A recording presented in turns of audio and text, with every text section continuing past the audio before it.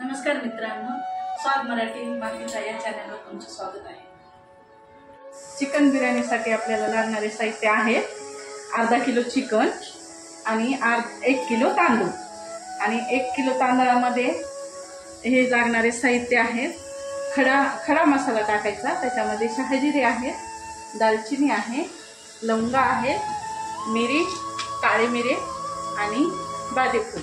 त्याच्यामध्ये हळद आणि 4 विलायची आणि 4 कांदे आणि कोथिंबीर आणि मिरची, हे सगळं खडे मसाला ॲड करायचे चिकनमध्ये। आपल्याला थोडा थोडा ॲड करायचा आहे, जास्त नाही। तर आपण हा चिकन धुवून घेतलेला आहे स्वच्छ आणि त्यामध्ये आपण शहाजिरे टाकलेले आहे, लवंगा टाकलेला आहे,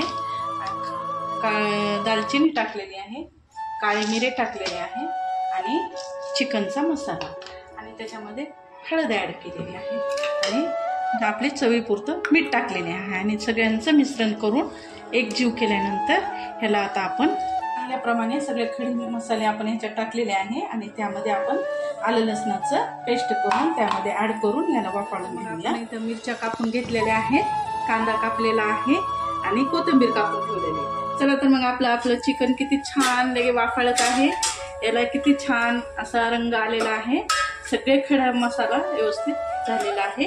आता हे चिकन वाफळलं झाले, आपले तांदूळ चांगले उफाळले आहेत बिर्याणीसाठी, किती छान प्रकारे बघा आपण वाफाळून घेतलेले आहे।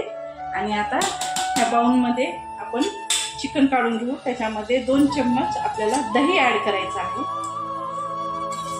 2 चम्मच दही ॲड करायचं आणि हा आपल्याला एका चम्मचने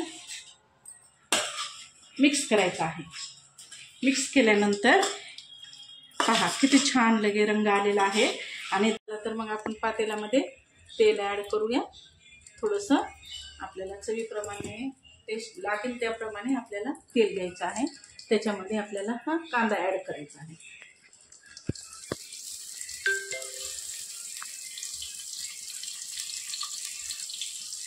कांदा आपल्याला चांगला लाल होईपर्यंत परतवायचा आहे।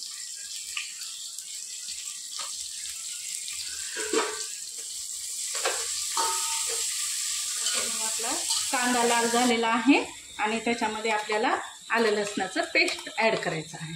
तर मग आपलं आलं लसणाचं पेस्ट आणि कांदा आणि हिरव्या मिरच्या लाल झालेल्या आहेत आणि त्याचमध्ये आता आपल्याला चिकन ॲड करायचं आहे आणि चिकन आणि आलं लसणाचं पेस्ट आणि कांदे याचं चांगलं मिश्रण करायचं आहे आपल्याला। पहा किती याला छान ग्लो आलेला आहे। चला तर मग आपल्या आता चिकन किती छान वाफाळलेलं आहे, एकजीव झालेला आहे आणि त्याच्यामध्ये मी आता ॲड केलेला आहे सुहाना मटन मसाला। तर आता किती छान याचा ग्लो आलेला आहे, त्याला किती तेल छान सुटलेलं आहे पहा।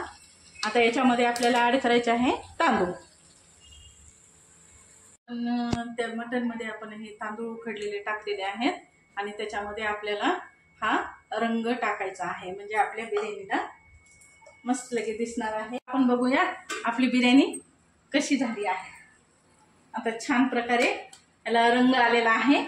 चला बंद करूया गॅस। चला तर मग आपण बघूया आपली बिर्याणी। हे पहा याला असं फोडायचं आहे आणि स्वाद मराठी मातीचा या चॅनलला सबस्क्राईब करा।